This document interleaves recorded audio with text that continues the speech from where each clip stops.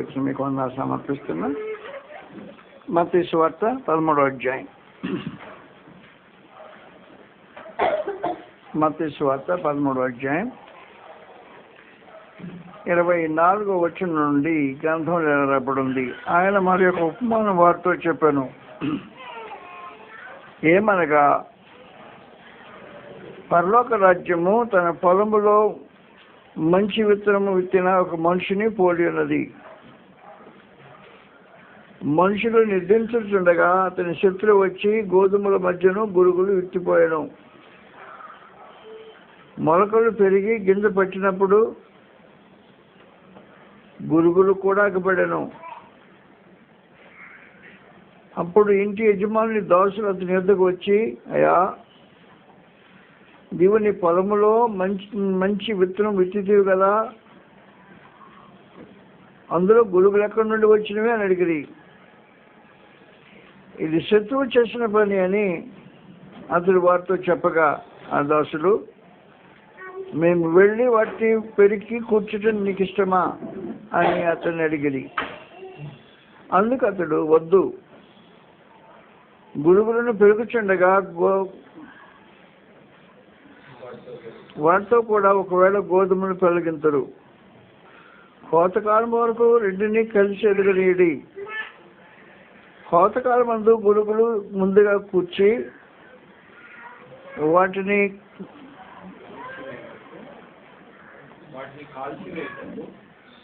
కాల్చివేటు కట్టలు కట్టి గోధుమలు నా కొట్లో చేర్చి పెట్టుడని కోతగంటలతో చెప్పుతున్నాను. 35వ వచనం 36వ వచనం ఇలా రాబడింది. పంతులు వేసి ఇంటిలోనికి వెళ్ళగా ఆయన శిష్యులు ఆయన యొద్దకు వచ్చి పొలములోని గురుగులను గూర్చిన ఉపమాన భావం మాకు తెలియజెప్పమని అండ్రి.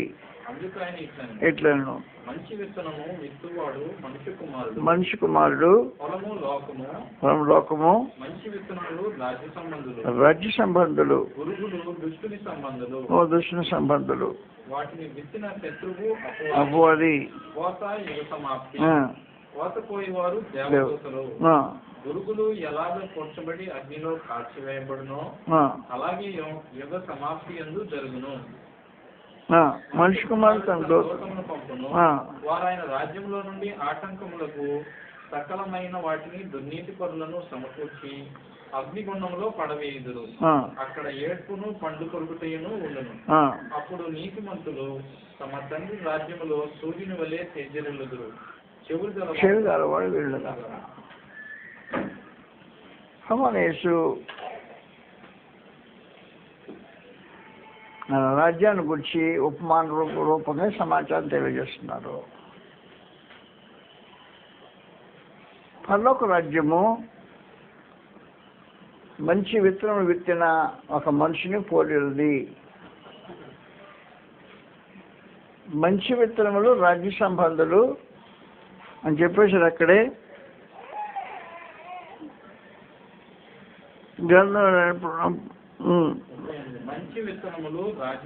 రాజ్య సంబంధులు, గురుగులు దుష్టుని సంబంధులు. యేసు తన రాజ్యంలో రాజ్య సంబంధమైన విత్తనాలు వేశాడు.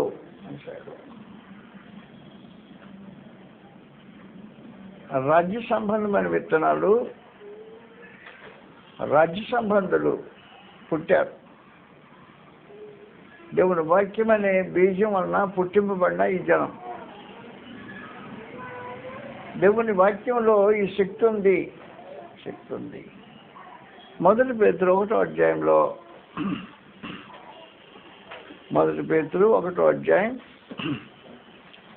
22వ వచనం గ్రంథం తెలియజేసే విశేషమైన సమాచారం. ఆలోచించేద్దాం. మొదటి పేతురు 1వ అధ్యాయం 22వ వచనంలో అది సంగతి, మీరు క్షయబీజము నుండి కాక శాశ్వతమైన జీవము గల దేవుని వాక్యం మనం అక్షయ బీజము నుండి పుట్టింపబడిన. కాబట్టి దేవుని రాజ్య సంబంధులు అక్షయమైన బీజము నుండి పుట్టింపబడిన. ఈ బీజములో ఆ బీజానికి సంబంధించిన గుణలక్షణాలు కలిగిన వ్యక్తులను పుట్టిస్తుంది. బీజముకుండే విశేషమైన సమాచారం. కాబట్టి ఏ బీజం వేస్తే ఆ బియ్యం విత్తనం ఆ చెట్టు వస్తుంది అనేది ఒక వాస్తవమైన సమాచారం. దేవుని వాక్యం అనే బీజములను పుట్టింపబడిన వారు దేవుని రాజ్య సంబంధులు.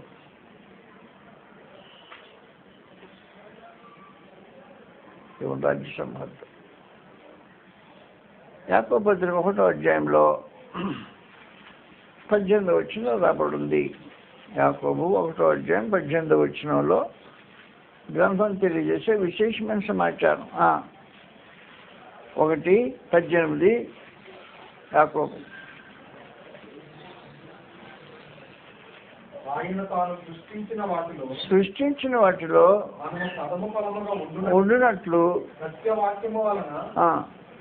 మనం తన సంకల్పం ప్రకారం కనేను అన్నాడు. దేవుడు తన సంకల్పం ప్రకారం మనల్ని కన్నాడు. దేవుడు కన్న బిడ్డలు. బీజము వారిలో నిలిచుంటుంది విశేషమైన సమాచారం. కాబట్టి దేవుని పిల్లలు దేవుని బీజములను పుట్టింపబడినవారు. దేవుని బీజములను పుట్టింపబడిన వారికి దేవుని లక్షణాలు ఉంటాయి. విశేషమైన సమాచారం బీజం వారిలో ఉంటుంది కనుక అనేసాడు ప్రత్యేకించి. 1 యోహాను పత్రికలో బీజం ఏం చేస్తుంటుందంటే పాపం చేయలేదు, బీజం కలిగిన వారు అనేసాడు. దేవుని మూలంగా పుట్టింపబడిన వారు. దేవుని మూలంగా పుట్టిన ప్రతి వానిలో ఆయన బీజం నిలిచింది కనుక వాడు పాపం చేయలేదు సంగతి. దేవుని బీజం నిలిస్తే పాపం చేయడు. దేవుని బీజములో పుట్టింపబడిన వారు పాపం చేయని వాళ్ళు, పాపాన్ని అసహించుకునేవాళ్ళు. దేవుని బీజము యొక్క విశేషమైన సంగతి చెడుతనం అసహించుకునే స్వభావం బీజంలో ఉండే విశేషమైన సమాచారం. కీర్తన 97వ కీర్తనలో 10వ వచనం రాబడింది. కీర్తనలో 97వ కీర్తన 10వ వచనంలో గ్రంథం తెలియజేసే విశేషమైన సమాచారం. పరలోకమందు దేవుడు ఆయన యెహోవాను ప్రేమించు వాళ్ళారా, అది సంగతి. చెడుతనం అసహించుకోండి. పాపము చేయలేని బీజం అది ఒక విశేషమైన. దేవుని ప్రేమించు వాళ్ళారా, చెడుతనం అసహించుకోండి. దేవుని బీజములో నిలుస్తుంది కాబట్టి పాపం చేయడు అని చెప్పేశాడు. కాబట్టి దేవుడు ఏం చేశాడంటే విత్తనాలు తీసుకెళ్ళాడు, జల్లాడు. జల్లితే దాని సంబంధమైన మొలకలు వచ్చాయి. దేవుని రాజ్య సంబంధులు పుట్టారు. దేవుని బీజములను పుట్టింపబడినవారు. పాపం స్వభావం లేని మనుషులు పాపం నుండి విమోచింపబడి నీతిగా బ్రతకాలనే భావన కలిగిన వాంఛ కలిగిన వారు పుట్టించబడ్డారు. దేవుని రాజ్యంలో పుట్టింపబడినవారు. ఇలా పుట్టింపబడిన వారు ఎలాగుంటే అపవాది ఏం చేశాడంటే ఇలా నిద్రపోయేటప్పుడు గురుగులు తీసుకెళ్ళి వెళ్ళాడంట. కాబట్టి చేలో గోధుమలు పెరుగుతున్నాయి, మొలకలు వచ్చాయి, గురుగు మొలకలు వచ్చేసాయి. రోజులు పోయినా శిష్యులు చూశారు, లేదయా గోధుమలు కదా మంచిగా గింజలు కదా జరిగి చెల్లండి, గురుగులు వచ్చినాయేంటి మొలకలు అనేసారు. గురువులు రావడానికి కారణం శత్రువు చేసిన పని.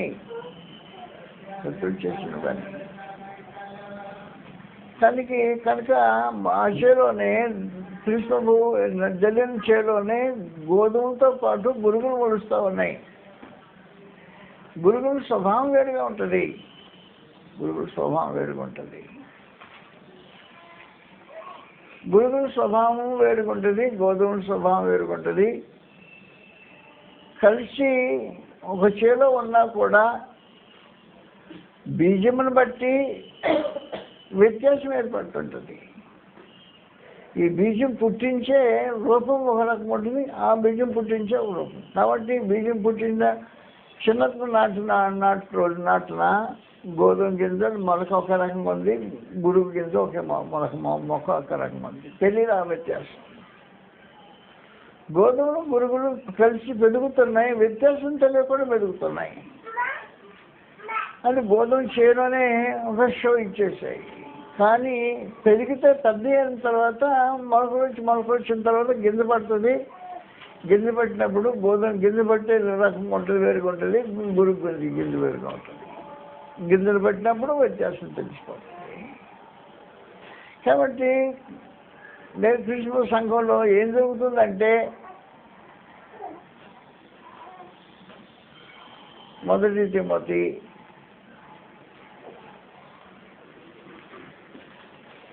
1వ అధ్యాయం 3వ వచనంలో గ్రంథంలో రాయబడింది. మొదటి తిమోతి 1వ అధ్యాయం 3వ వచనంలో, నేను మాసిదోనియాకు వెళ్ళుచుండగా సత్యమునకు భిన్నమైన బోధ చేయవద్దని. అంటే ఇక్కడ ఎవరున్నారు? సత్యానికి భిన్నమైన బోధ చేసేవాళ్ళు ఉన్నారు. ఎక్కడున్నారు? చేలోనే ఉన్నారు. ఇప్పుడు చేలో ఉన్నాం. కానీ సత్యానికి భిన్నమైన బోధ చేసేవాళ్ళు చేలోనే ఉన్నారు. గురుగులు ఉన్నాయి ఎక్కడ. చివరికి భిన్నమైన బోధ చేయవద్దని కల్పనా కథలను, మెత్తము లేని వంశావళులను, సత్య విషయమైన దేవుని ఏర్పాటుతో వివాదంతోనే పొత్తు కలిగి ఉన్నాయి. కానీ వాటి లక్ష్యపెట్టవద్దని కొందరికి ఆజ్ఞాపించినట్లు నేను ఎఫెసీయులకు వెళ్ళినప్పుడు చెప్పినట్టు వాళ్ళు చెప్తున్నా. గురువుల రూపం కనిపిస్తూ ఉంది. తీతు పత్రికలో ప్రత్యేకించి గ్రంథం ఎలా తెలియజేస్తుంది? 10వ వచనం నుండి, తీతు 1వ అధ్యాయం 10వ వచనం నుండి గ్రంథం తెలియజేసే విశేషమైన సమాచారం జాగ్రత్త గుర్తుపెట్టుకోవాలి. కాబట్టి ఈ రోజున గోధుమలు మాత్రమే కాదు, గురుగులు కూడా ఉంటాయి. కాబట్టి గురుగులు ఉంటే దాని స్వభావం ఎలాగుంటుందో అని సమాచారం కూడా తేటగా తెలియజేస్తున్నాడు. గ్రంథం ఎలాగుంది? 10వ వచనం, అనేకులు విశేషముగా సున్నత సంబంధులు, అవిధేయులను, అవిధేయులు, వదలబోతులు, మోసపుచ్చేవాళ్ళు ఉన్నారు. ఎక్కడున్నారు? చేలో ఉన్నారు. వాళ్ళు నోళ్ళు మూయించాలి. ఉపదేశంతో కూడిన వాటిని దుర్లాభం కొరకు, ఉపదేశించకూడని వాటిని దుర్లాభం కొరకు ఉపదేశించు కుటుంబముని పాడు చేస్తున్నారు.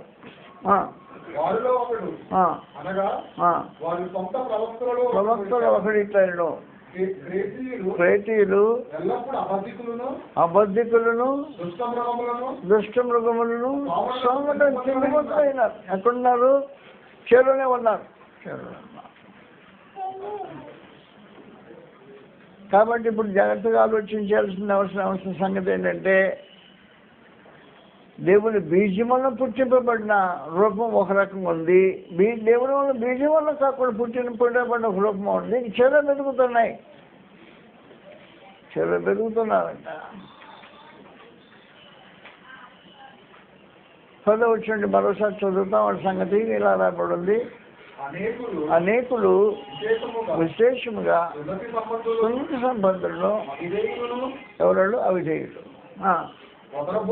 వదరబోతులు, మోసపుచ్చేవారిని ఉన్నారు. వాళ్ళు నోళ్ళు ముగించారా? లేకపోతే ఏం జరుగుతుంది? ఉపదేశింపకూడని వాటిని దుర్లాభం కొరకు ఉపదేశిస్తూ కుటుంబాన్ని పాడు చేస్తున్నారు. సొంత భక్తులు ఒకటిలాగా అంటున్నాడు. అబద్ధికులను, దుష్టమృగములను, సోమరం తిండిపోతున్నారు. నిజమే. వారు యూదుల కల్పనా కథలను సత్యము నుండి తొలగిపోనట్టి మనుషుల కట్టడలను లక్ష్య పెట్టక విశ్వాస విషయమున స్వస్థతలకు నిమిత్తం వారిని కఠినంగా గద్దించేసాయి. కాబట్టి జాగ్రత్తగా ఉండవు. పరలోకపు దేవుని గ్రంథంలో తెలియజేసే విశేషమైన సమాచారం ఏమంటే, గోధుమలు గురుగులు కలిసి చేలో మొలుస్తూ ఉంటే నువ్వు దేవుని బీజం వల్ల పుట్టింపబడిన గోధుమ గింజవై ఉండాల్సిన అవసరం ఉంది. ఆ బీజం వల్ల పుట్టించబడితే దానికి కొన్ని లక్షణాలు ఉంటాయి. దేవుని బీజం వల్ల పుట్టింపబడిన వారి లక్షణం ఉంటుంది. మొదటి లక్షణము, వారు పాపము చేయరు. పాపం చేయలేరు. పాపం నుంచి విమోచించబడినవారు. దేవుని వాక్యం వల్ల బీజం వల్ల పుట్టింపబడినవారు పాపం నుంచి విమోచింపబడినవారు. విమోచించబడి పాపం చేయని స్వభావం కలిగి ఉంటుంది. విమోచించబడ్డారు.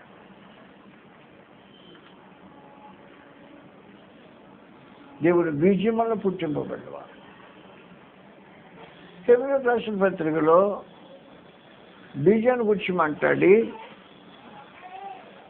నువ్వు నిజంగా దేవుని బీజాన్ని పుడితే శిక్షను అంగీకరిస్తావు, దిద్దుబాటును ప్రేమిస్తావు అని చెప్పాడు ప్రత్యేకించి. హెబ్రీయులకు 12వ అధ్యాయంలో గ్రంథం తెలియజేసే విశేషమైన సమాచారం. 12వ అధ్యాయం, హెబ్రీయులకు 12వ అధ్యాయంలో 9వ వచనం చదువుతాం. 7వ వచనం, శిక్షావిధి పొందుటకై మీరు సహించున్నారు. దేవుడు కుమారులుగా మిమ్మల్ని చూస్తున్నాడు. అద్భుతమైన రూపం.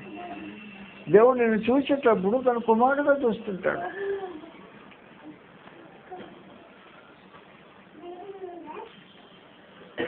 బిడ్డలు ఎంతమంది ఉన్నా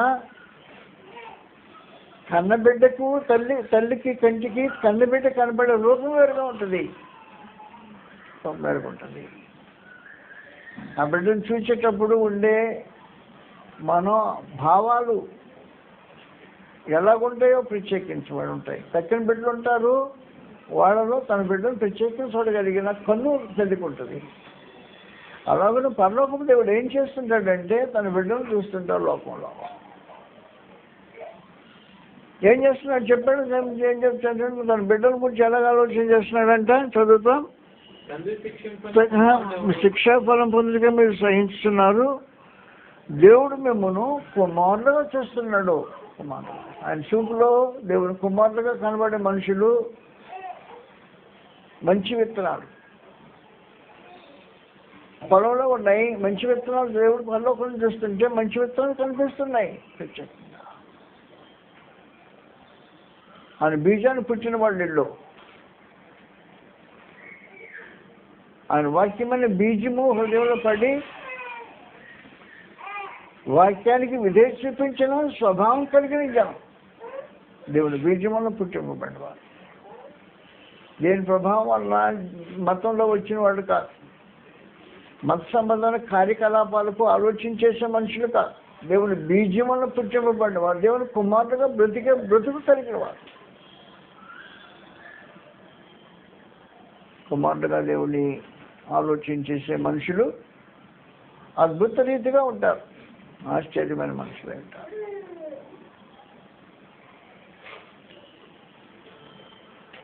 వచ్చిన ఉదాహరణ చెప్పెడతాను. దేవుని బీజము మానవుల మనిషిలో ఎలాంటి పరిణామం కలిగిస్తుందో మనం ఆలోచన చేయటం చాలా ప్రాముఖ్యంగా అవసరమైంది. దేవుని బీజం, వాక్యము అనే బీజము వలన మనుషుడు పుట్టింపబడితే, అంటే వాక్య ప్రకారం మనుషుడు జీవిస్తుంటే ఆ జీవితము ఎలాంటి పరిణామాన్ని కలిగిస్తుంటుందో నీకు తెలియాల్సిన అవసరం ఉంది.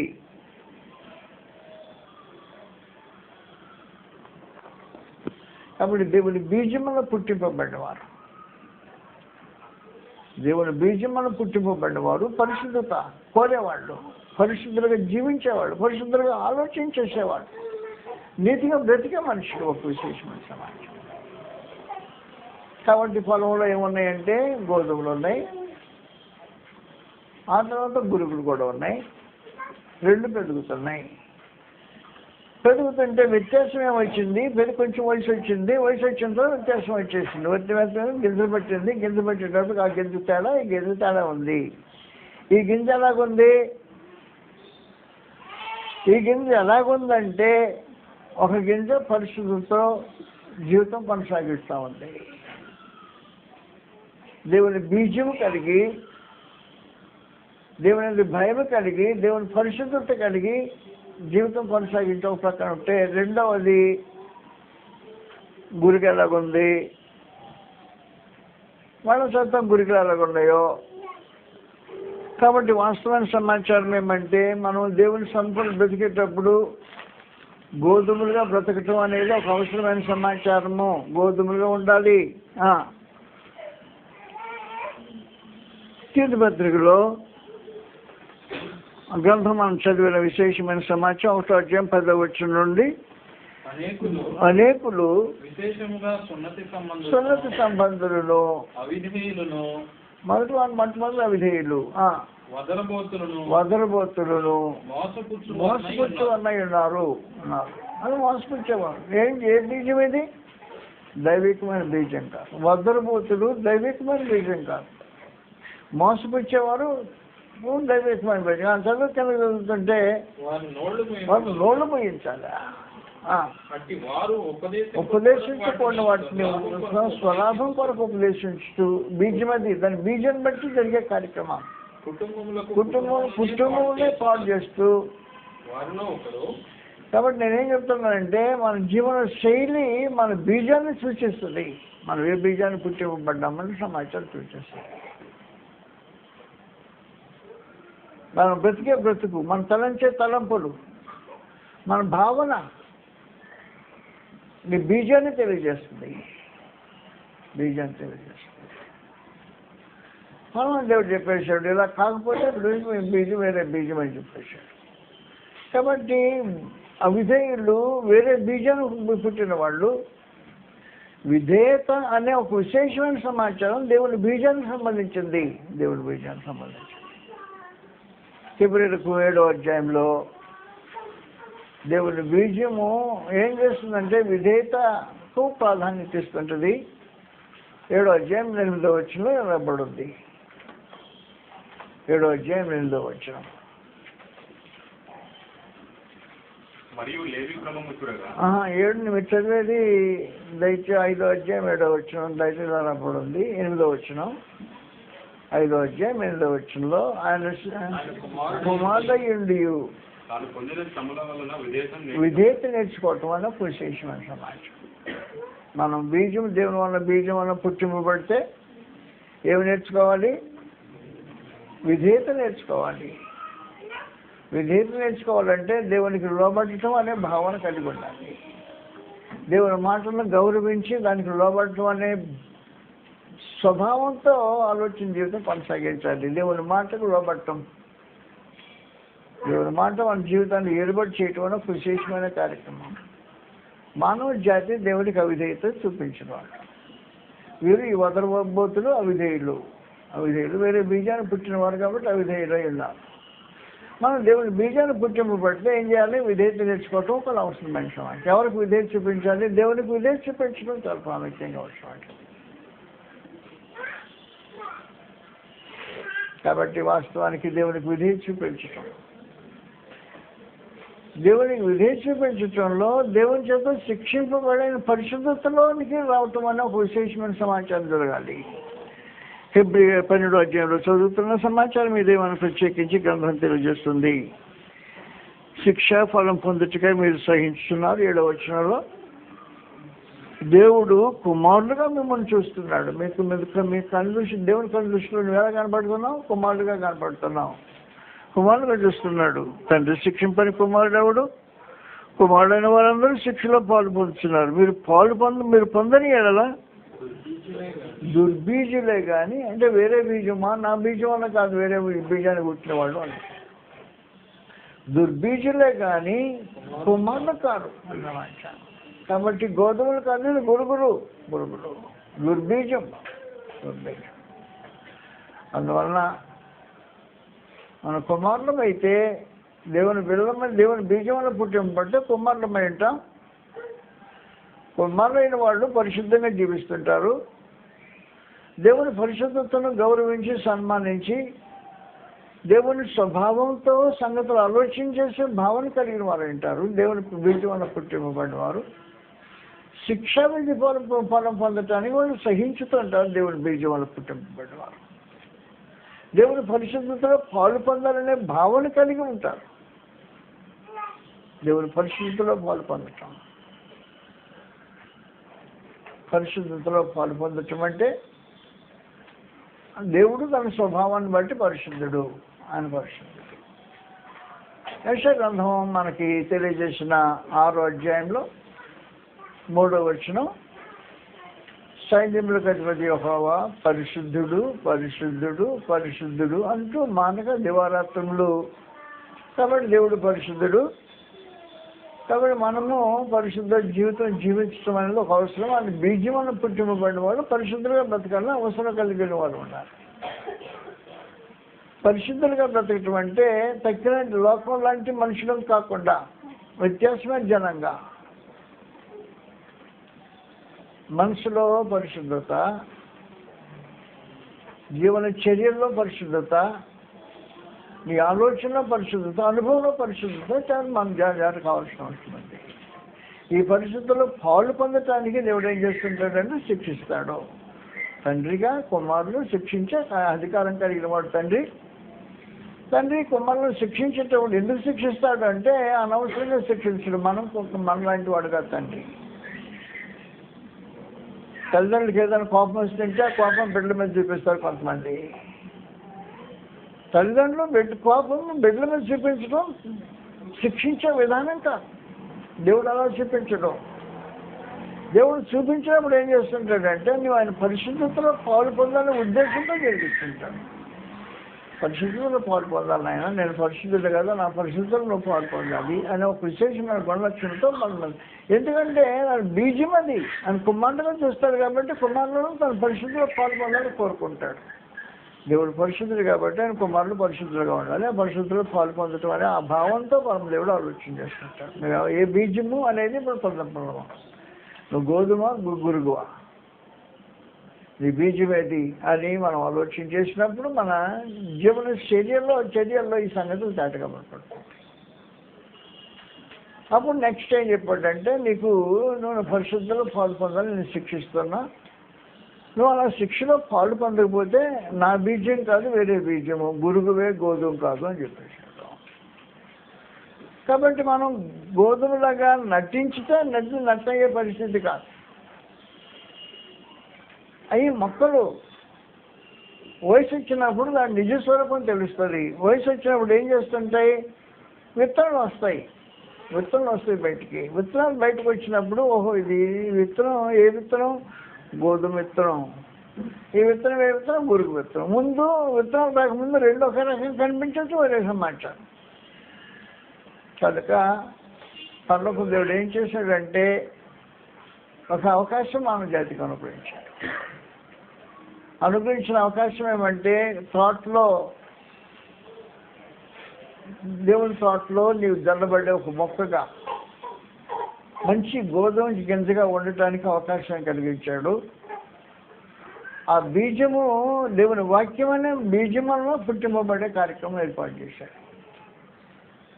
దేవుని బీజం వల్ల పుట్టింపబడిన వారు పాపం చేయడు, దేవుని బీజం వల్ల నిలుస్తుంది కాబట్టి పాపం చేయజాలడు ఒక సమాచారం. 2 పరిశుద్ధతలో పాలు పొందుతాడు. బీజం కలిగిన వాడు పరిశుద్ధతలో పాలు పొందుతాడు. ఆ పరిశుద్ధతలో పాలు పొందే స్వభావం కలిగిన వాడు ఉంటాడు. 3 ప్రత్యేకించి దేవుని బీజం కలిగిన వాడు విధేయత నేర్చుకుంటాడు. ప్రభువుని యేసైతే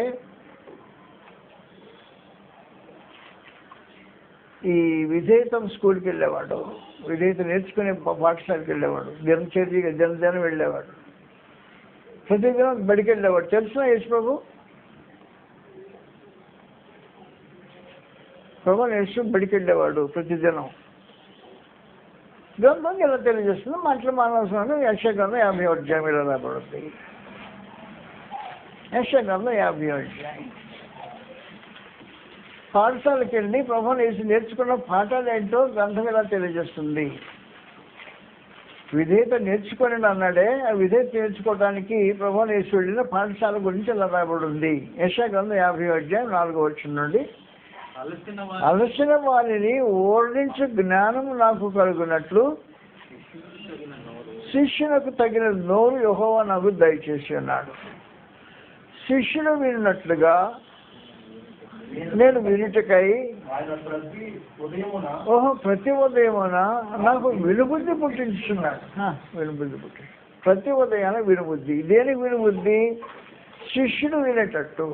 శిష్యుడు ఎందుకు వింటాడు? విని గురువు చెప్పినట్టుగా జీవితం జీవించడానికి నేర్చుకుంటే శిష్యుడు నేర్చుకుంటాడు. కాబట్టి శిష్యుడు వినేటట్టు. పూర్వకాలం పాఠశాలలు ఉండేవి. మన గురుకుల పాఠశాలలో ఉండే, అంటే గురుకులు అంటే అడవుల్లో ఉండే గురువుల దగ్గర పాఠశాలలు ఉండేవి. శిష్యులు పాఠాలు నేర్చుకునేవాళ్ళు. నేర్చుకునేది అమలు చేసుకోవడానికి నేర్చుకునేవాళ్ళు. ప్రభువుని యేసు ఏం చేశాడంటే ఎలాంటి పాఠశాలకు వెళ్ళాడు. ఆ పాఠశాలలో ఏం జరుగుతుంది? విధేయత నేర్పించే పాఠశాల. ఆ పాఠశాలలో ఏం జరుగుతుంది? ప్రతి ఉదయాన్ని వెళ్ళి కూర్చుంటాడంటే అక్కడ ఏమి నేర్పిస్తారంటే శిష్యుడు విన్నట్టు కాదు, శిష్యుడు చెప్తాను విన్నట్లుగా వినుటకై శిష్యుడు వినేటట్టుగా వినటానికి వినుబుద్ధి పుట్టించుతున్నాడు. ఏం పాఠశాల అది? వినుబుద్ధి పుట్టించే పాఠశాల. అది వినుబుద్ధి పుట్టించే పాఠశాల. ప్రతి ఉదయం మన వినుబుద్ధి పుట్టించుట ఆయన వినుబుద్ధి పుట్టిస్తున్నాడు. ప్రతిదిన యెహోవా నా చెవికి వినుబుద్ధి పుట్టింపగా తిరుగుబాటు చేయలేదు. విధేయత నేర్చుకోవడానికి విధేయత నేర్చుకునే స్కూల్ అది ప్రత్యేకించి. కాబట్టి మనం ఏంటంటే విధేయత నేర్చుకునే స్కూల్కి వెళ్ళాలా? వెళ్తామా? వెళ్దాం. బడి అక్కడ కొట్టి వచ్చేస్తాం. ప్రభువుని యేసు ప్రతి ఉదయం వెళ్ళిపోతాడు, కూర్చుంటాడు అక్కడ. ఎందుకు కూర్చుంటాడంటే శిష్యుడు విన్నట్లుగా వినటానికి, శిష్యుడు మాట్లాడేటట్టుగా మాట్లాడటానికి. ఈ నోరు శిష్యుడు మాట్లాడినట్టు మాట్లాడాలా, ఈ చెవి శిష్యుడు విన్నట్టు వినాలా. కాబట్టి రెండుకి ట్రైనింగ్ ఇవ్వడానికి ప్రత్యేకించి రెండు వాటికి ట్రైనింగ్ ఇచ్చే స్కూల్ అది. నోటికి ట్రైనింగ్ ఇస్తుంది, చెవికి ట్రైనింగ్ ఇస్తుంటుంది. ఈ ట్రైనింగ్ ఇచ్చే స్కూల్ ప్రభువుని యేసు వెళ్తాడు, ప్రతి ఉదయం వెళ్ళిపోతుంటాడు. అప్పుడు 4వ వచనం ఏం చెప్పాడంటే, మరొకసారి మన జాతకాలు పెంచండి. మనము దేవుని బీజం కలిగిన వారమైతే ఈ బీజం కలిగిన ఈ మనుషులు చేయవలసిన ఒక విశేషమైన కార్యక్రమం ఇది. అలసిన వారిని ఊరడించి మాటల చేత ఊరడించి జ్ఞానం కలగాలి. అలసిన వారిని ఊరడించాలి. మనుషుల్ని విసిగించటం కాదు, మనుషుల్ని రెచ్చగొట్టడం కాదు, మనుషుల్ని బాధించటం కాదు, విమర్శించటం కాదు. మనకు అనేక సంగతులు తెలుసు. వాస్తవానికి మనుషులతో మాట్లాడేటప్పుడు రకరకాలైన చాతుర్యాలు ఉపయోగించి మనుషులు ఏం చేయాలో తెలుసు. కానీ అలసిన వారిని మాటల చేత ఓరడించడానికి చేత కాదు. ఈ చేత కావాలంటే స్కూల్కి వెళ్ళాలని చెప్పాడు సమాచారం. అలసిన వారిని మాటల చేత ఓరడించే జ్ఞానం నాకు కలుగునట్లు శిష్యునికి తగిన నోరు యెహోవా నాకు దయచేస్తున్నాడు. నా చెవికి కూడా అది శిష్యులు విన్నట్లుగా నేను వినుటకై ప్రతి ఉదయమున వినుబుద్ధి పుట్టించున్నాను. శిష్యులు వినేటట్టు.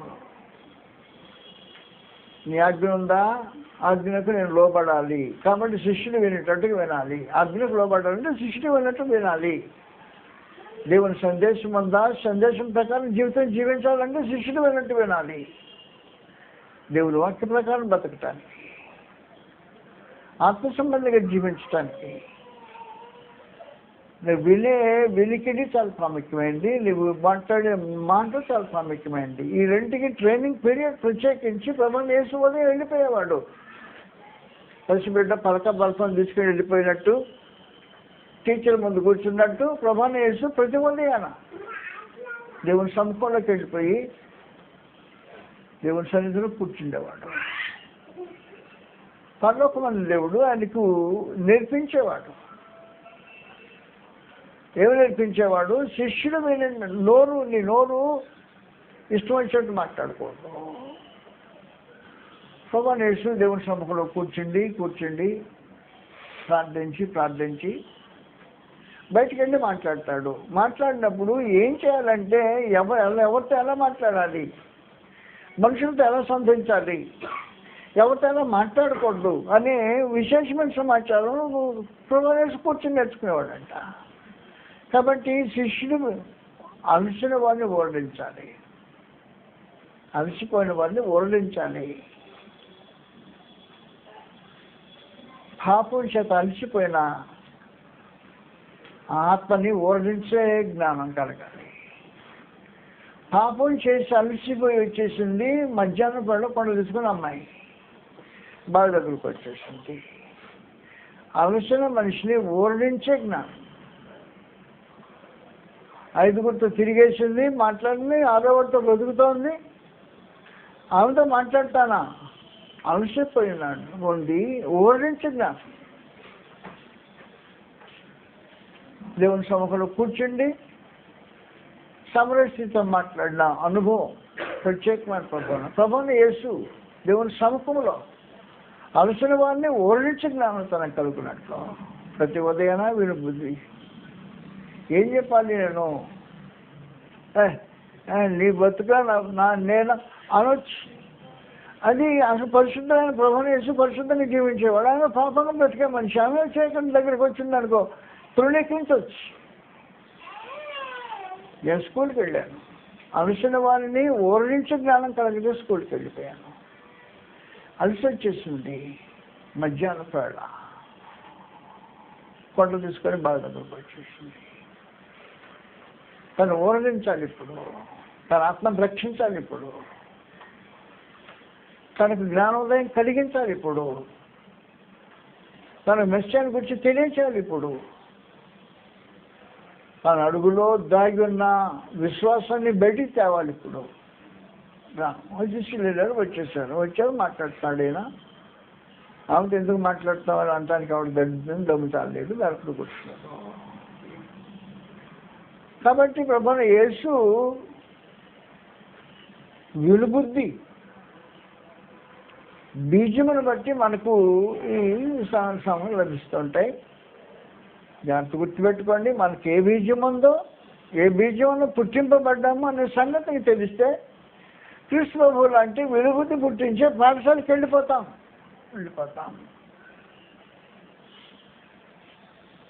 పాఠశాలలో పాఠాలు నేర్పిస్తారు. ఎవరితో ఎలా మాట్లాడాలి? శాస్త్ర పరిచయాలు వచ్చారు, వాళ్ళతో ఎలా మాట్లాడాలో ప్రభువైన యేసు తెలుసు. అలసిపోయిన వాళ్ళు కాదు, వాళ్ళు అహంభావంతో ఉన్నవాళ్ళు. అలసిన వారిని మాటల చేత ఓరడించే జ్ఞానం నాకు కలుగునట్లు యెహోవా నాకు ఉదయం వెళ్ళిపోయి పని నేర్చుకున్నాను.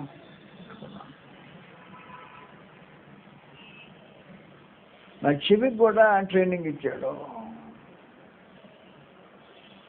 చెవికి ట్రైనింగ్ ఏమి ఇచ్చాడంట? శిష్యులు విన్నట్లుగా అంటే విరుచుకై ప్రతి ఉదయం వాడు వదిలిపోతాడు. ఆ శిష్యుడిగా విన్నట్టు వింటేనే పడేటప్పుడు కొట్టేటప్పుడు దున్నవారికి నా వీపును అప్పగించుతాను.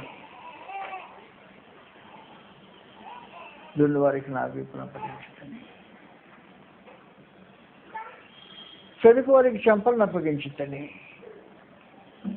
ముఖం మీద ఉమ్మి వేసే వారికి ముఖం దాచుకోవాలా. మాట్లాడతాడు కింద సంగతి చదువుతాం కదా. సంగతిలో రాబోడు ఉన్నాయి. యెహోవా నా చెవికి వినుబుద్ధి పుట్టింపక ఆయన మీద తిరుగుబాటు చేయలేదు, వినకుండా తొలగిపోలేదు. కొట్టువారికి ఆ, నా వీపును నా వీపును అప్పగించుతని వెంట్రుకలు పెరిగి వేయ తెలుగు వారికి నా చెంపలు అప్పగించుతని ఉమ్మిడి వేయ వారికి ఆ, అవమానపరచు వారికి అవమానం పట్టుకుని నమ్మకం దాచుకోలేదు. ఏం కదా నేను స్కూల్కి వెళ్ళి నేర్చుకున్న సమాచారం అని. పరమంగ దేవుడు తన బిడ్డలను స్కూల్కి పంపిస్తాడు.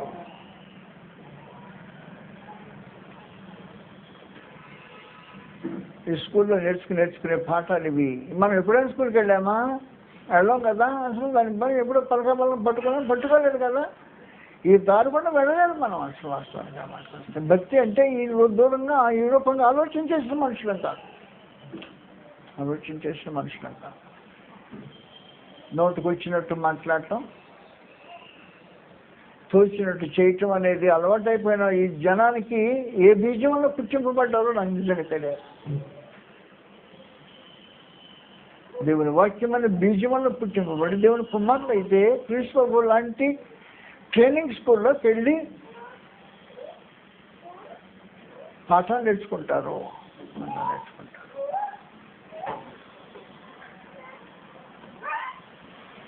విధేయత అనేది నేర్చుకునే పాఠం.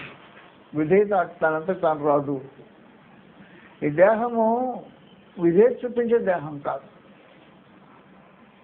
ఈ మనసు విధేయత చూపించే మనసు కాదు. తిరుగుబాటు స్వభావం కలిగిన మనిషి. విధేయత నేర్చుకోవాలంటే స్కూల్కి వెళ్ళాలి. ఎప్పుడు వెళ్తాడు? ప్రతి ఉదయాన్ని వెళ్తాడు. ఎప్పుడైనా ప్రతి ఉదయాన్ని లేచి ప్రభువు భూమి జీవించిన కాలంలో ఈ విశేషమైన కార్యక్రమం జరిగించేవాడు. అందులో దైతాన్ని మనం అర్పించి మనము దేవుని పిల్లలమా?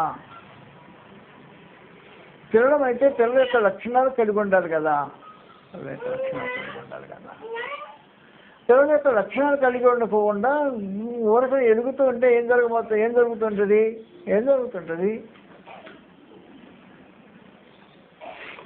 మనం ఎవరో మనకు తెలియకుండా ఎదుగుతుంటే జీవితాలు పాడైపోతాయి. అందులో దైతాన్ని మనం అర్పించి ప్రభువు యేసు దేవుని కుమారుడు, మనం దేవుని మూలంగా బీజంలో పుట్టింపబడిన దేవుని పిల్లలమైన కారణాన ప్రభువు యేసు నేర్చుకున్న విధేయత పాఠాలు నేర్చుకోవటం అవసరమైనది.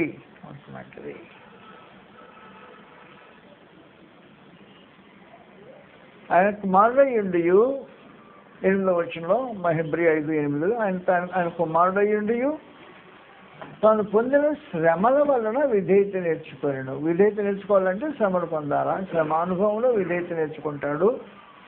శ్రమానుభవం లేకుండా విధేయత నేర్చుకునే అవకాశం ఉండదు. అందువలన ఏం చేస్తుంటాడండి పరలోకపు దేవుడు? శ్రమను విధేయత నేర్పించే కార్యక్రమంలో హెబ్రీయులకు రాసిన పత్రిక 12వ అధ్యాయం మనం చదివినట్టు శిక్షాఫలం పొందుటకై మీరు సహించుతున్నారు. దేవుడు కుమారులుగా మిమ్మల్ని చూస్తున్నాడు. తండ్రి శిక్షింపని కుమారుడు ఎవడు? కుమారులైన వారందరూ శిక్షా విధిలో పాల్పొందుతున్నారు. మీరు పాల్పొందని ఏళ్ళ వేరే బీజం అని పుట్టినారు, గురుగులే కానీ గోధుమలు కాదు.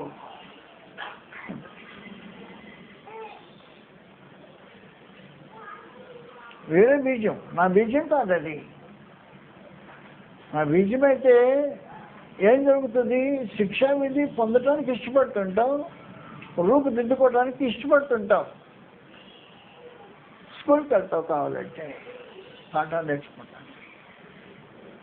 ప్రభా నేర్చి విధేయత నేర్చుకోవడానికి వెళ్ళిన స్కూల్ సంగతి నేను మీకు తెలియజేసినప్పుడు ప్రత్యేకించి ఎర్లీ మార్నింగ్ పైసాడు బలకం తీసుకొని వెళ్ళి టీచర్ ఎదురు కూర్చున్నట్టుగా పరలోకం దేవుని ఎదుట ప్రభా నేర్చి కూర్చుండి పాఠాలు నేర్పిస్తూ ఉంటాడు. ఆయన నేర్చుకుంటుంటాడు. నాయన నీ కొరకు నేను ఏర్పాటు చేసిన ఏర్పాట్లో కఠోరమైన శిరోబాధ ఉంది. ఈ శిరోబాధని ముందుగా వీపులు దున్నే కార్యక్రమం ఉంది. పిలాతు చేస్తాడు ఈ పని. పిలాతు తన రాణివారికి ఆజ్ఞాపించితే తీసుకెళ్ళి ప్రభావం వేసిన కట్టేసి పైన వస్త్రం విప్పేసి కొరడాలతో కొట్టి వీపు దున్నే ఒక ఏర్పాటు ఉంది. 3rd డిగ్రీ మిలిటరీ ట్రీట్మెంట్ ఉంది. నేర్చుకో పాఠం. శ్రమలో వాళ్ళ విధేయత నేర్చుకున్నారు ప్రభావం. మనం కూడా నేర్చుకునే పాఠాలు మనం ఆలోచించాల్సిన అవసరం ఉంది. జీవితాలు మార్చుకోవటానికి దేవుడు కోరుకున్న రూపానికి రావటానికి మనుషులు శిక్షణ విధి పొందటం. అప్పుడు దానంతా దాని ఆటోమేటిక్గా రూపం రాదు, విధేయత రాదు. విధేయత నేర్చుకుంటే వస్తుంది, రూపం మార్చుకుంటే వస్తుంది జీవితాన్ని. అందువల్ల నువ్వు దేవుని బీజంలో పుట్టింపబడినా ఆ బీజము ఫలించి వృద్ధి పొంది దేవుని కోరుకున్న రూపం రావాలంటే ప్రభువుని యేసువలే కార్యక్రమం జరిగించాల్సిన అవసరం ఉంది.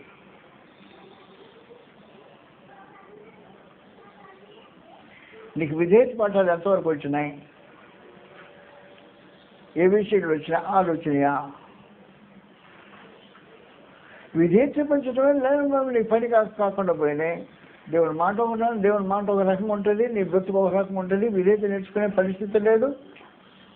దేవుని బీజంలో పుట్టింపబడిన పరిస్థితి దేవుని కుమారులుగానే చూస్తున్నాడు దేవుడు. మిమ్మల్ని ఆలోచన చేయడం చాలా ప్రాముఖ్యంగా అవసరం ఉంటుంది. అందువలన దయచేసి మనం ఆలకించండి. మిమ్మల్ని విసిగించడం ఉద్దేశం కాదు. మనం పుట్టింపబడ్డ బీజం ఏది అని మనం మొదట ఆలోచన చేస్తున్నాం. అది మంచిదేనా? పొలంలో ఉన్న మంచి బీజమేనా? దేవుని బీజమేనా? అని వాక్యమైన బీజమే. వాక్యం లోనికి వెళ్ళి జీవితాన్ని మార్చిందా, లేకపోతే వేరే పరిస్థితులను మార్చాయా? వాక్యం మార్చకపోతే, వేరే పరిస్థితులు మార్చకపోతే నీవు అసలైన కాదు. వాక్యము జీవితాన్ని మార్చాలా? మళ్ళీ దేవుడు తెలియజేసి చెప్పాడు కాబట్టి నేను వింటున్నా, లోపడుతున్నాను అనే భావంతో ఒక మంచి జీవితం ప్రారంభించాలి తప్ప ఏదో పరిస్థితులను బట్టి కాదు.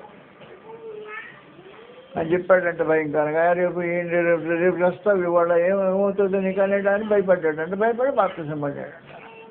దేవుడు వాక్యం వల్ల పుట్టింపబడినవాడు కాదు, భయం వల్ల పుట్టింపబడినవాడు. భయానికి పుట్టినవాడు వాక్యం వల్ల పుట్టినవాడు కాదు. వాక్యం వల్ల పుట్టింపబడటానికి భయం వల్ల పుట్టింపబడటానికి వ్యత్యాసం ఉంది. కొంతమంది భయపెట్టి పుట్టించడానికి ప్రయత్నం చేస్తుంటారు. ఏం చేస్తుంటారు? వాడు అక్కడ తెచ్చాడు, తెచ్చాడు, అక్కడ పోయి ఇలా అయిపోయింది కాబట్టి సస్తామేమో అని భయపెట్టేసి ఇంట్లో ముంచేస్తే దేవుని వాక్యంలో పుట్టింపబడే పరిస్థితి కాదు. దేవుని బీజం వల్ల పుట్టింపు, దేవుని వాక్యం చెప్పింది లోబడుతున్నాను అనే భావంతో పుట్టింపబడు దేవుని కుమారుడుగా చూస్తూ ఉంటాడు. ఆ బీజం నీలో ఉంటుంది కాబట్టి పాపం నుండి విమోచించబడిన స్థితి, పాపం చేయని పరిస్థితులు ఉంటాయి. ఆ తర్వాత విధేయత జీవితం కొనసాగించే కొలది దేవుని వాక్యం తెలియజేస్తుంటుంది. రూపం మార్చుకోవాలి. ఆయన నీ స్వభావం క్రీస్తు స్వభావంలాగా మార్చుకోవాల్సిన అవసరం ఉందని చెప్తుంటాడు. ఎప్పుడు చూసినా అలా పరిస్థితనమేనా? ఆ పరిస్థితానం పోదు. నీకుండే బలహీనత తొలగింపబడతావు, నీ లోపం దిద్దపడతావు. జీవితం అలాగే ఇప్పటిలాగానే దినం కొనసాగిస్తుంటావు. దేవుడు అంగీకరించటు నేను ఏం చేస్తున్నానంటే తన పరిస్థితుల్లో పాలు పొందాలని ఉద్దేశించి నేను కనుక్కున్నాడు. నేను కనుక్కున్న ఉద్దేశంలో తన పరిస్థితుల్లో పాలు పొందాలని కనుక్కున్నాడు. కానీ నువ్వు అలాగే ప్రాయంలో జీవితం కొనసాగించడం ఉద్దేశంలో కనుక్కున్నా.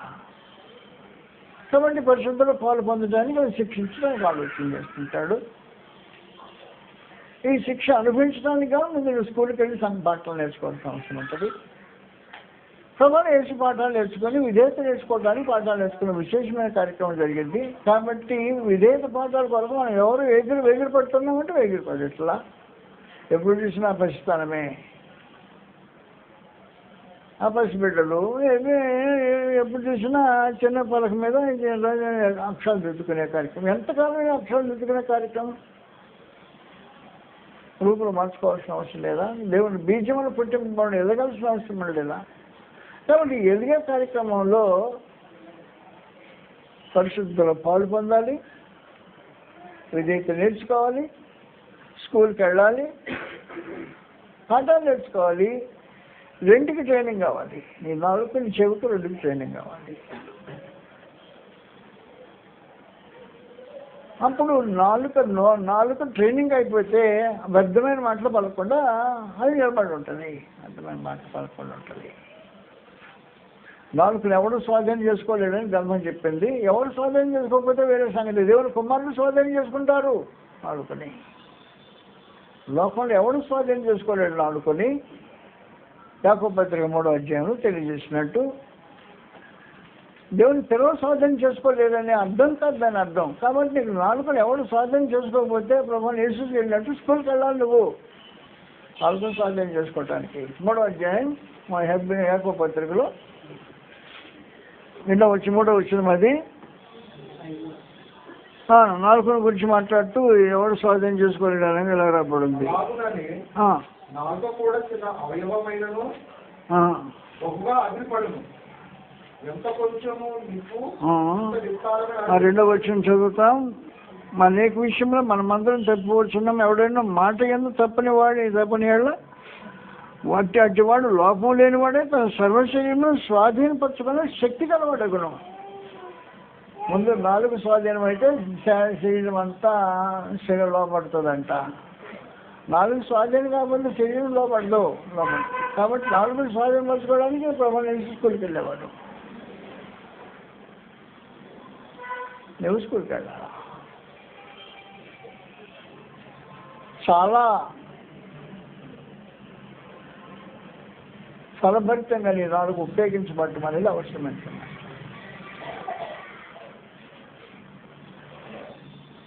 గతంలో చెప్పేసి మాట్లాడినావు చెవి గలవాడు విన్నుగా అన్నాడు. అంటే అర్థం ఏంటి? వినే చెవి లేదు అన్నమాట మనిషికి. ప్రభువైన యేసు చెవి ట్రైనింగ్ పోయించినప్పుడు మాట్లాడాడు ఈ మాట.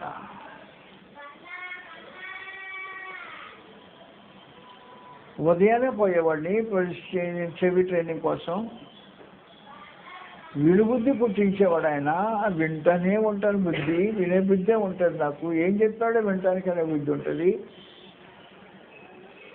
దానిలో చెప్పేసాడు నాకు వీపు దున్నేస్తారు, చాళ్ళు పొడవ చేస్తారు, కొడత కొట్టి లోపల దిగిన తర్వాత లాగుతుంటాడు. పరిస్థితి ఉంటుంది. విన్నావా? అయ్యా విన్నానండి. విన్నానంటే మరి రేపు వస్తే విన్నానండి అనుకున్నాను. ఆవిడ పెంచడానికి విన్నాను. అలాగున్నా వాస్తవానికి ఏం జరగాలంటే జీవితంలో మార్పులు జరగాల.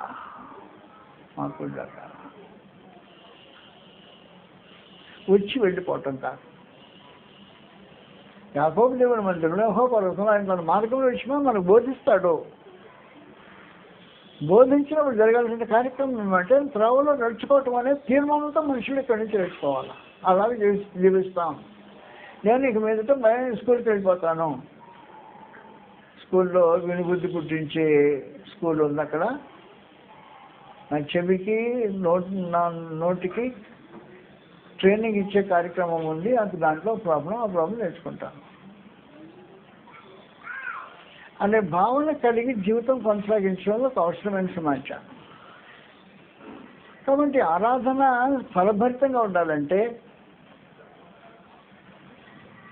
నువ్వు ఆరాధకుడిగా నిజంగా వీడిపోవాలంటే ఈ కార్యక్రమం జరగాల.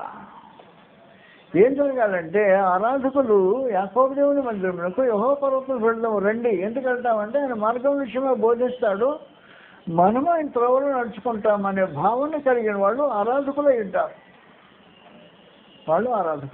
యెషయాలో 2వ అధ్యాయంలో ఆరాధకుల యొక్క స్వభావ స్వరూపాలు ఇలాగున్నాయి. యెషయా 2వ అధ్యాయంలో 3వ వచనం నుండి గ్రంథం తెలియజేసే మాటలు ఇలాగున్నాయి. ధర్మశాస్త్రము యెరూషలేము నుండి యెహోవాకు బయలువెళ్ళును. జనులు గుంపులుగా వచ్చి యాకోబు దేవుని మందిరమునకు యెహోవా పర్వతమునకు వెళ్దాం రండి. ఎందుకు? ఆయన తన మార్గం విషయమే మనకు బోధిస్తాడు, మనం ఆయన త్రోవలో నడుచుకుంటామని సమాచారం. అది కథ. మార్గం విషయమే బోధింపబడిన తర్వాత త్రోవలో నడుచుకోవటం అనే బుద్ధితో కార్యక్రమం జరిగించిన వాళ్ళు ఆరాధకులు అయి ఉంటారు, లేకపోతే ఆరాధకులు కాదు. కాబట్టి నువ్వు నిజంగా ఆరాధన చేసేవాటి అర్థం ఏంటన్నమాట. ఆరాధన చేసేవంటే మార్గవిషయమే బోధ్యం బట్టి అంతవరకు నడుచుకోవటానికి తీర్మానం చేసుకుని వెళ్తున్నావే, నువ్వు ఆరాధన చేసి వెళ్తున్నావు. ఆరాధన చేసి వెళ్తున్నావు, లేకపోతే వచ్చా కూడుకుని వెళ్ళిపోయావు అంటే జరిగే కార్యక్రమం. అందువల్ల రైతుల మనవాళ్ళకించి మనం ఏ బీజం నుండి పుట్టింపబడ్డాము జాగ్రత్తగా తెలుసుకోవాల్సిన అవసరం ఉంది. మనిషి కుమారుడు మంచి విత్తనాల్ని బీజాలు నాటేయడంట. దేవుని వాక్యం అని బీజం వరకు పుట్టింపబడిన వారం అయితే దేవుడు నా కుమారుడుగా మనం చూస్తూ ఉంటాడు, నా కుమారుడు కుమార్తె అని చూస్తూ ఉంటాడు. దేవుడు సొంత కుమారులుగా చూసినప్పుడు కుమారుల యొక్క స్వభావం ఎలా ఉంటుందంటే పాపం చేయని స్వభావం కలిగి ఉంటారు, పాపం ద్వేషించి అసహించుకునే స్వభావం కలిగి ఉంటారు. దేవుని బీజం మనం పుట్టింపబడ్డవారు కాబట్టి పాపం విషయంలో అసహించుకొని జీవితం కొనసాగించడం అంతం కాదు అది. కాబట్టి నీతిని జరిగించడంలో ఒక అవసరమైన సమాచారం. పాపం అసహించుకోవటం ఒక పరిస్థితి అయితే నీతిని జరిగించడం అనేది మరొక కార్యక్రమం. కాబట్టి నీతిని జరిగించడంలో ఏం జరగాలంటే విధేయత నేర్చుకోవాలి. విధేయత నేర్చుకోవాలంటే నీకు వినుబుద్ధి కావాలి, నోటికి ట్రైనింగ్ కావాలి, కార్యక్రమం జరిగించాలి. అలా జరిగించితే మనం వాక్య విషయంలో మాటల విషయంలో బోధింపబడిన తర్వాత నడుచుకునే తీర్మానంతో ఇక మీదట నేను ఇలా జీవించబోతున్నాను అనే తీర్మానంతో నడిచావనుకో ఆరాధన చేసి వెళ్తున్నావు. లేకపోతే వచ్చి కూర్చుండి వెళ్ళిపోతున్నావు.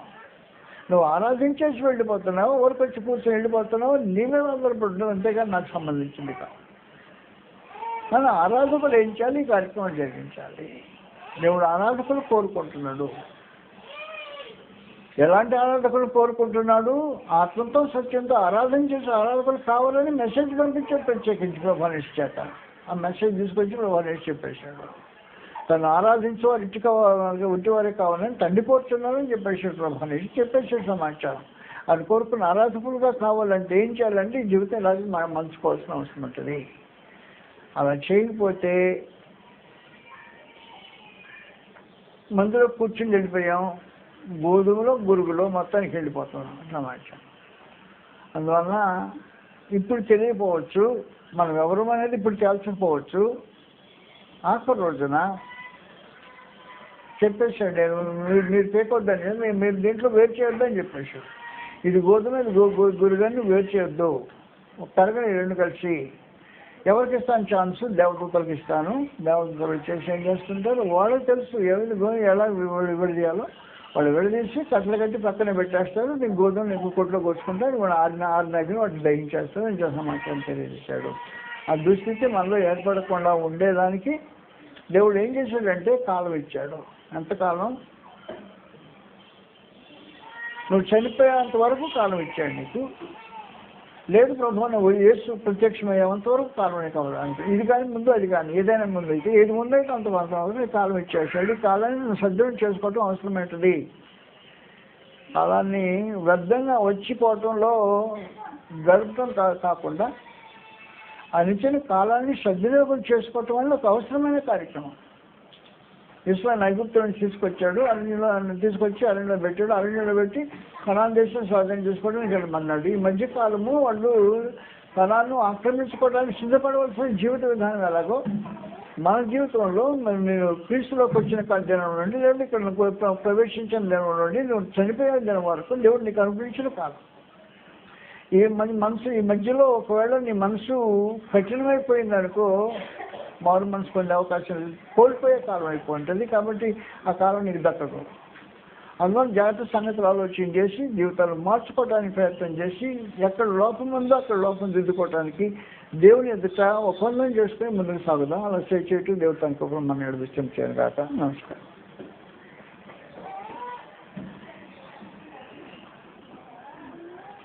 సిల్వ ధ్యాన గీతంలో నుండి 104వ పాట పాడుకుందాం. Song number 104.